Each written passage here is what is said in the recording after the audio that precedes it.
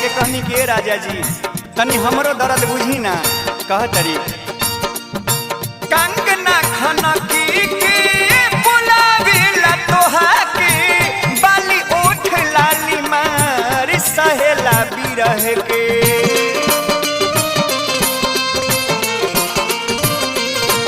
हो कंगना खनकी के बुलावेला तोहा के बाली ओठ लाली मार सहेला बिरह के।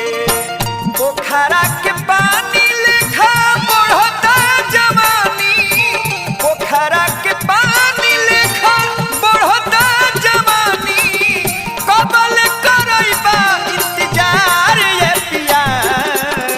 चली आई दिल्ली से बिहार ये पिया, चली आई दिल्ली से बिहार ये पिया।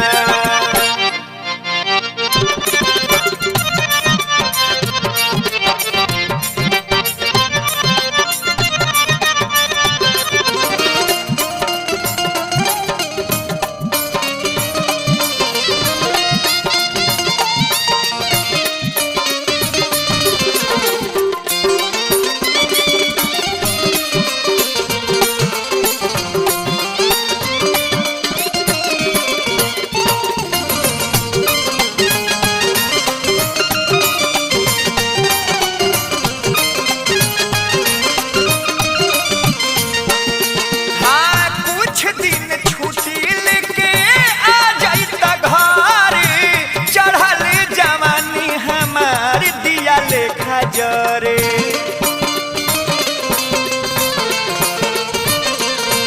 हो कुछ दिन छुट्टी लेके आ जाइता घरे, चढ़ल जवानी हमार दिया लेखा जरे।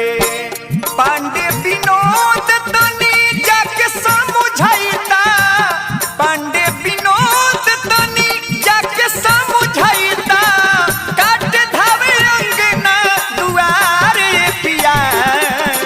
चली आई दिल्ली से बिहार ये पिया, चली आई दिल्ली से बिहार ये पिया। घूंघट में रोवाता, घूंघट में रोवाता सिंहार ये पिया। चली आई दिल्ली से बिहार ये पिया, चली आई दिल्ली से बिहार ये पिया।